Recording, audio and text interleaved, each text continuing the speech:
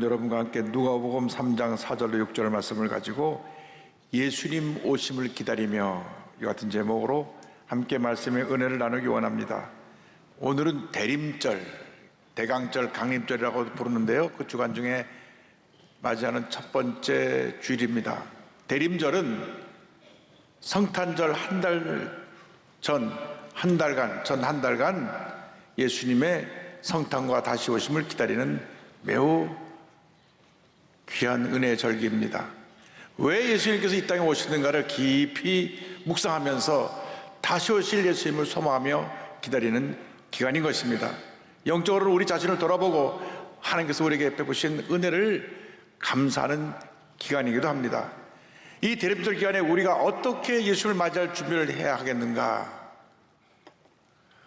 우리 모두 주님 오심을 믿음으로 바라보며 주님의 오실 길을 준비하는 자가 되어야 할 것입니다.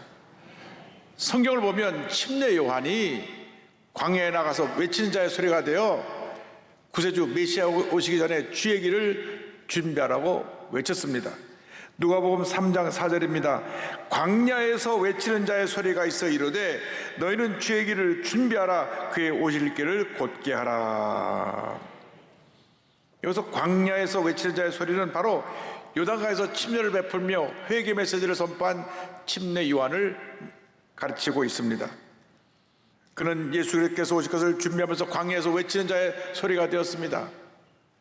태어나기를 지상의 아들로 태어나서 그대로 잘 자라면 교육을 받고 그가 장차 제사장이 되고 존경받고 사람들에게 칭찬받는 그 자리에서 평생을 편하게 지낼 수 있었습니다. 그런데 그는 주님의 길을 준비하기 위해서 자기의 명예, 지위, 권세, 가문, 평탄한 삶도 다 포기하고 광야에서 외치는 자의 소리가 된 것입니다.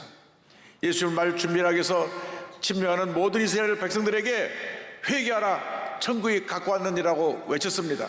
마태복음 3장 1절 2절입니다. 그때 침례 요한이 이르러 유대 광야에서 전파하여 말하되 회개하라, 천국이 가까이 왔느니라 하였으니, 우리 주님을 맞이하기 위해서 먼저 우리는 우리의 모든 잘못된 모습을 회개하고 주님 오실 길을 준비하는 주님의 자녀들이 되어야 하는 것입니다. 옛날에 왕이 어느 곳에 출정을 나가려면 전에다가 미리 앞서 나가서 길을 평평하게 하고 땅을 고르고 파진 웅덩이를 맺고 높은 곳은 깎아내렸습니다.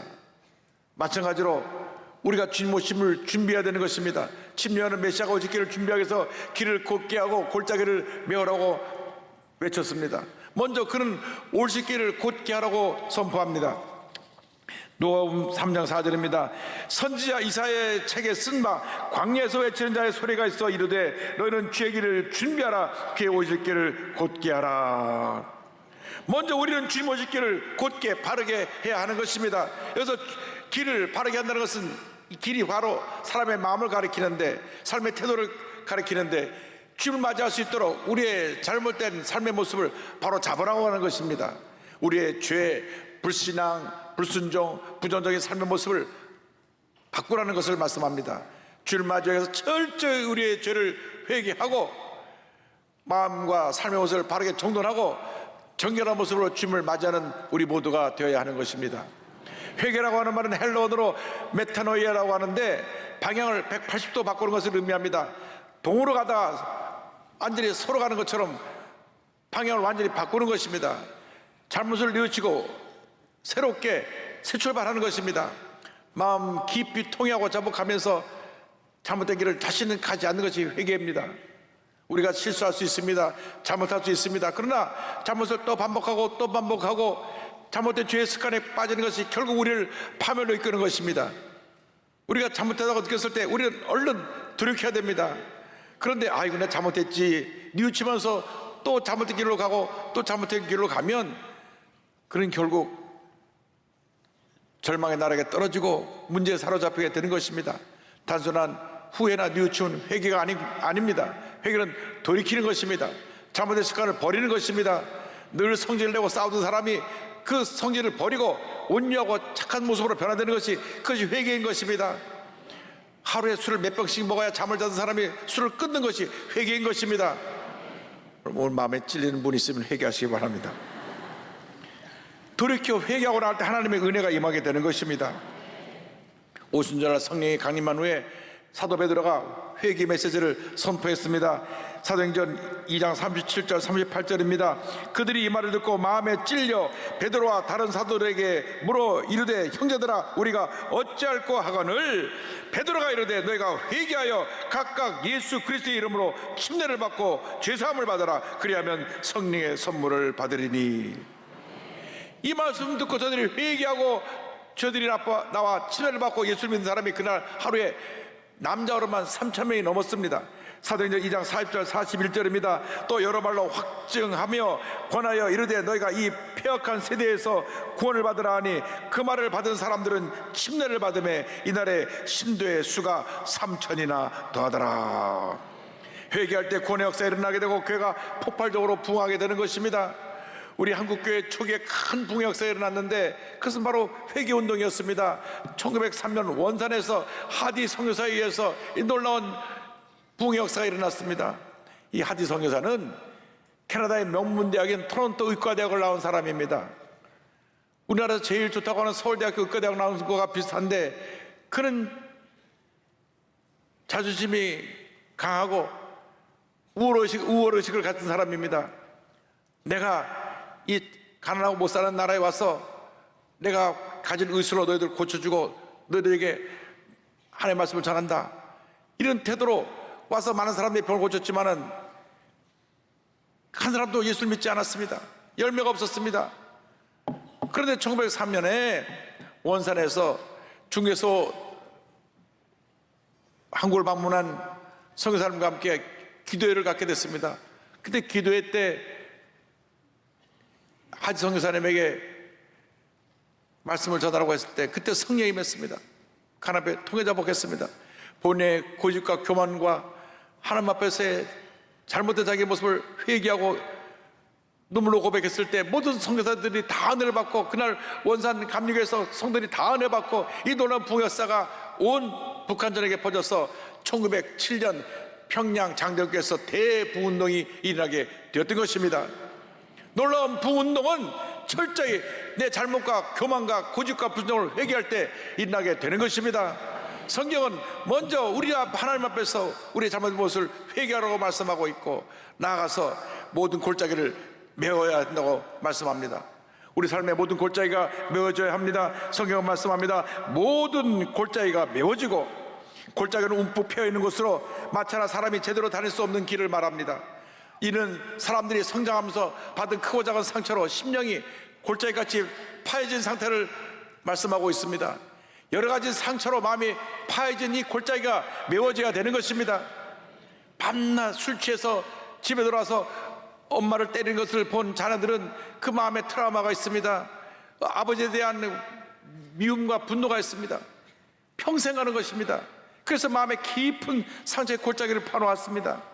믿었던 사람에게 배신을 당해서 큰 어려움을 당한 사람은 가까운 사람을 누구도 믿지 못하고 그 배신당한 상처가 오래오래 그를 붙잡고 있는 것입니다. 실패했던 경험, 사업에 망했던 경험, 돈을 빌려줬다가 돈을 떼인 경험, 이런 것들이 마음에 상처로 남아서 마음 깊은 곳에 골짜기를 만들었습니다. 미국 모든 병원에는 환자 수가 그 합친 숫자만큼 정신병원에 환자가 있다고 합니다.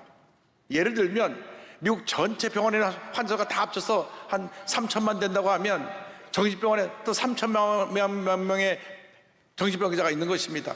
그런데 그들 대부분 과거의 상처에 붙잡혀 있습니다. 저도 미국에 있을 때 정신병원에 입원한 성도의 자녀를 가서 신방하고 예배를 드린 적이 있는데 대부분의 사람들이 평상시와 다름없는 생활하고 있는데 과거에 대한 상처만 기억되면 막 발작을 하고 사람이 이상해진다고 하는 것입니다. 그 상처의 골짜기가 메꿔지면 85% 이상 모든 정신병원에서 다 정상적으로 돼서 나올 수 있다고 하는데 많은 사람들이 과거의 상처에 붙잡혀서 5년, 10년, 어떤 사람은 20년 정신병원에 머물러 있는 것입니다. 여러분의 모든 상처가 예수님의 사랑으로 십자가 보혈의 공로로 치유받게 되기를 주님의 이름으로 축원합니다. 마음의 상처뿐만이 아니라 미움, 원망, 불평, 시기, 질투, 욕심, 의심, 방황, 슬픔, 염려, 근심, 열등감, 외로움으로 파여진 골짜기가 주님의 사랑으로 메꿔지게 되기를 바랍니다.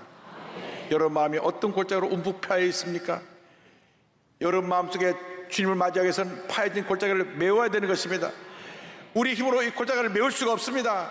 마약을 하고 술에 취해봐도 골짜기는 더 깊어질 뿐인 것입니다. 오직 예수님의 십자가 사랑과 보혈의 능력으로 이 골짜기를 메울 수 있게 되는 것입니다.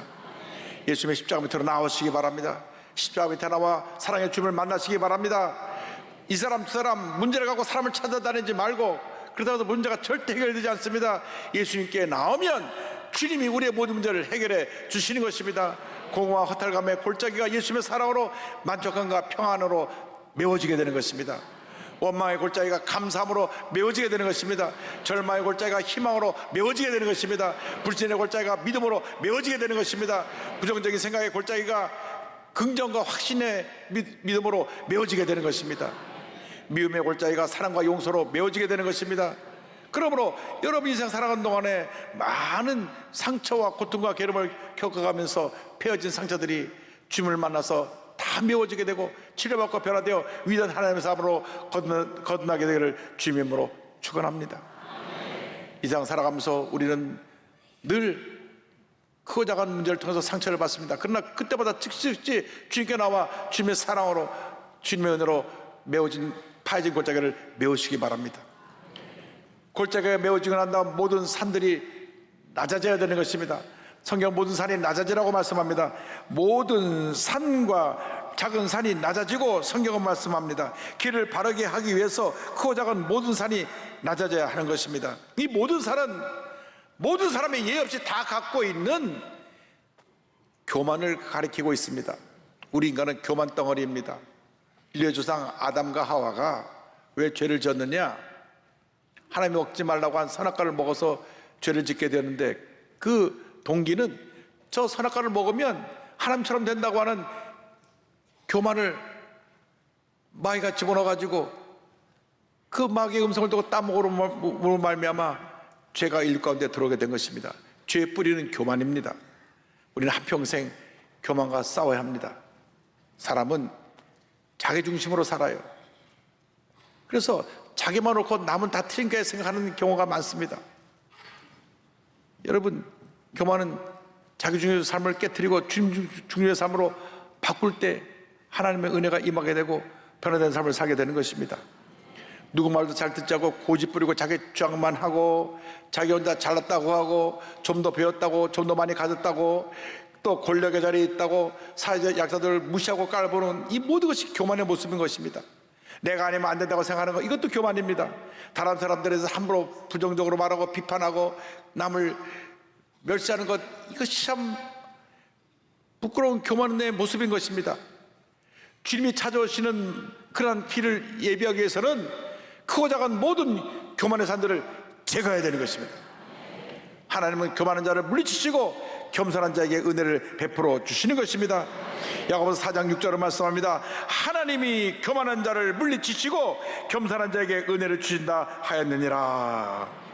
구약 지혜서인 자만 곳곳에서 교만에 대해 지적하고 있습니다. 그만큼 교만은 심각한 죄인 것입니다. 잠언서 8장 13절입니다.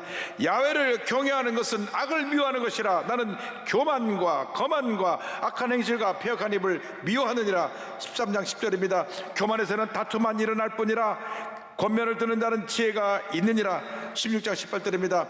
교만은 패망의 선봉이요 거만한 마음은 넘어짐의 앞잡이니라. 이 말씀을 우리 모든 그리스도인들이 주신 경고의 말씀으로 우리 마음판에 새겨야 되는 것입니다. 평생 싸워야 될 적이 내 안에 있는 것입니다. 이 나라고 하는 것을 십자가에 못 박고 깨뜨려야 되는 것입니다. 사도 바울이 그래서 나는 날마다 죽노라고 고백을 한 것입니다. 내가 살아있으니까 혈기가 나고, 내가 살아있으니까 미워하고, 내가 살아있으니까 남과 다투고 욕하고 미워하고 문제가 생겨나는 것입니다. 내가 죽어야 되는 것입니다. 죽으라니까 아멘은 별로 안 하시는데 진짜로 죽어야 됩니다. 죽어야 자유로워지는 것입니다. 실제로 교회와 성도에게 가장 상처를 입히는 사람들은 초신자 평신도들이 아닙니다. 교회를 오래 다닌 사람들, 뭔가 교회를 안다고 하는 이 사람들 중에 자가 강한 사람들입니다. 또 재직 임명을 받으면 계급장을 다른 걸로 착각하고 목에 힘주는 사람들입니다. 여러분, 재직이 계급장이 아닌 것입니다. 섬김의 직분인 것입니다. 회의할 때마다 자꾸 소리 지르고 큰 소리 내고 잘 다투는 사람들, 이 사람들이 다 문제가 있는 사람들입니다. 저는 참 우리 교회 장로님들에게 감사하고, 제가 이대 담임 목사 돼서 지금 17년째 섬기고 있는데,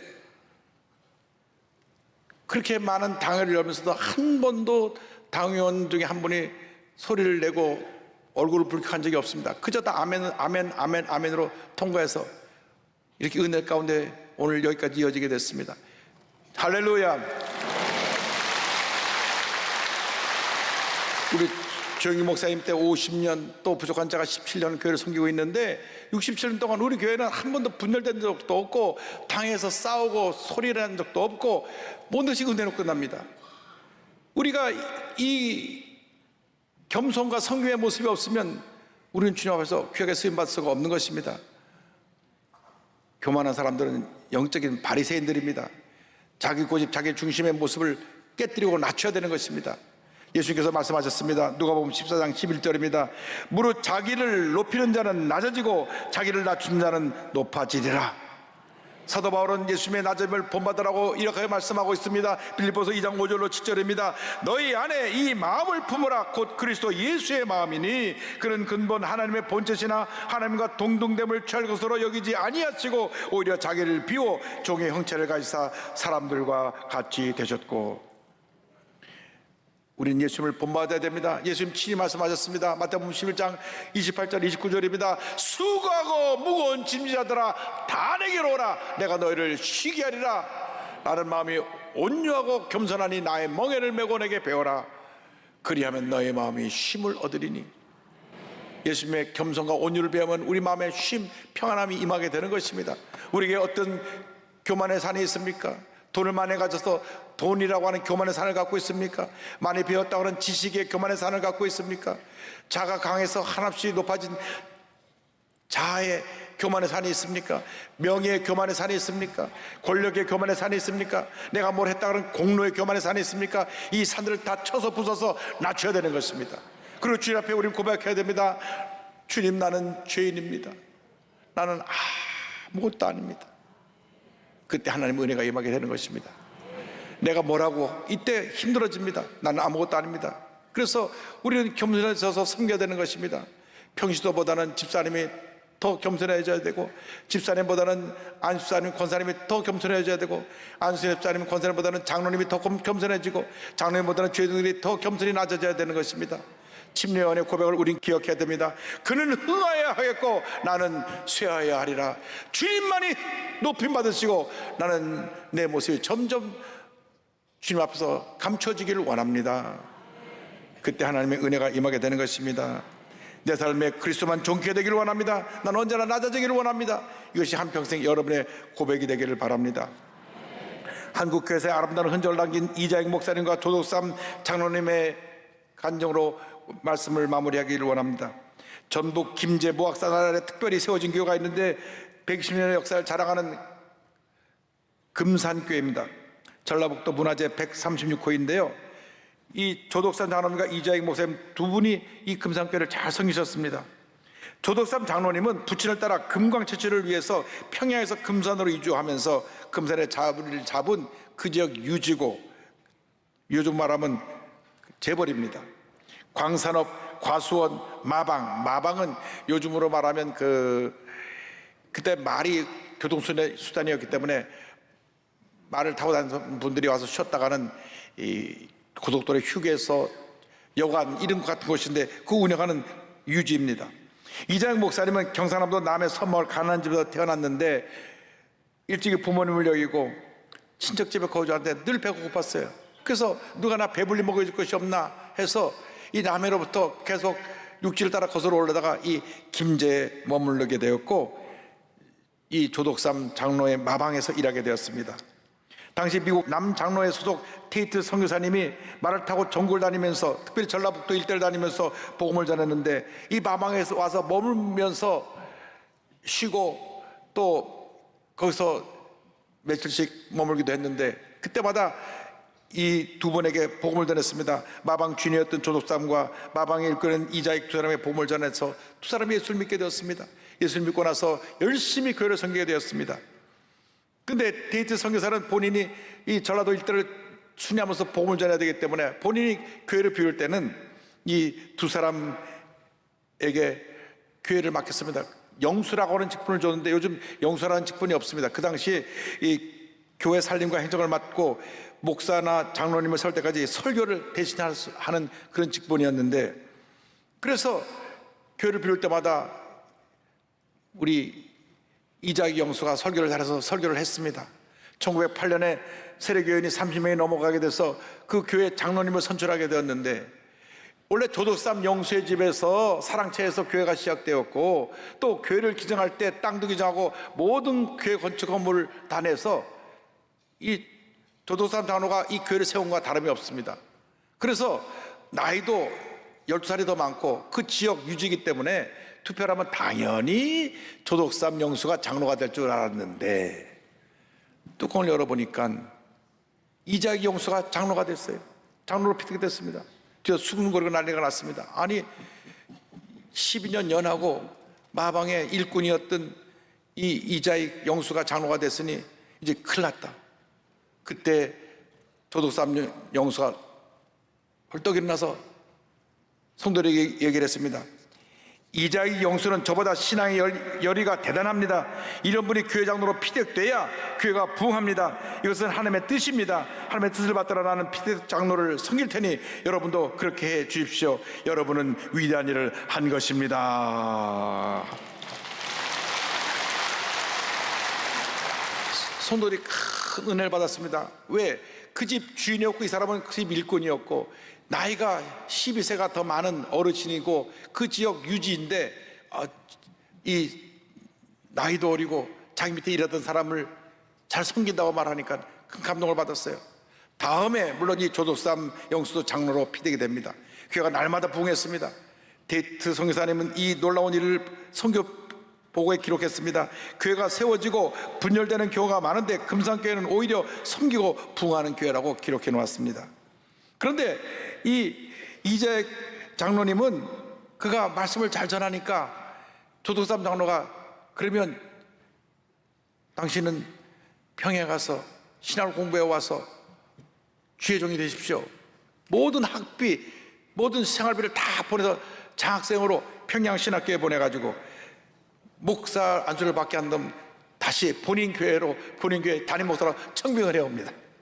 그래서 금산교회 청빙을 받아 이대 담임 목사로 부임하면서 그가 선교부 목회 수련 목사로 11개 교회를 세우고 한국 장로교회 총회장으로 3번이나 당선되고 대전 신학교를 설립하고 초대교장을 역임하면서 후진 양성에 힘쓰는 등 끝까지 사명을 잘 감당했습니다. 조독삼 장로님은 그 훌륭한 믿음, 겸손을 통해서 많은 사람의 감동을 주었을 뿐 아니라 그 자손손 다 잘 되었습니다. 독립운동가, 장로, 국회의원 등을 배출했는데 특별히 그의 손자 조세형 장로님은 10대, 13대, 14대, 15대 국회의원과 일본 대사를 역임하게 됐습니다. 이 겸손과 온유의 모습이 우리 한국교회에 길이 남게 된 것입니다. 오늘 우리가 배워야 될 것은 예수님의 겸손을 본받은 이와 같은 훌륭한 믿음의 선배들의 모습입니다. 우리가 이 세상 살아가면서 한 번뿐인 인생을 살아가는데 내 중심, 내 고집, 내 욕심으로 살지 말고 예수님 중심, 주님만 높이고 나는 낮아지고 주님의 영광만 나타나고 내 모습은 사라지게 되는 그러한 겸손의 모습으로 한평생 주님을 섬겨서 하나님의 큰 복을 받는 여러분 모두 되시기를 주님의 이름으로 축원합니다. 축원합니다. 축원합니다.